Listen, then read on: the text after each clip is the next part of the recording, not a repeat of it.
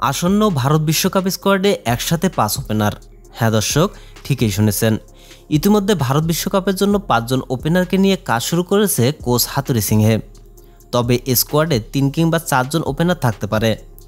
তবে চলুন দেখে নেওয়া যাক বিশ্বকাপের ভাবনায় কে কে এই 5 ওপেনার। প্রথমত তামিম ইকবাল, লিটন দাস, রনি তালুকদার, এনামুল হক বিজয় ও নাইম শেখ। প্রাথমিকভাবে এই 5 ওপেনারকে নিয়ে কাজ শুরু করলেও মূল স্কোয়াডে জায়গা পাবেন 3 কিংবা 4 জন ওপেনার। যেহেতু লিটন দাস মিডল অর্ডার ও লো অর্ডারে ব্যাট করতে পারেন, সেক্ষেত্রে 4 জন ওপেনারকে দেখা যেতে পারে বিশ্বকাপ স্কোয়াডে।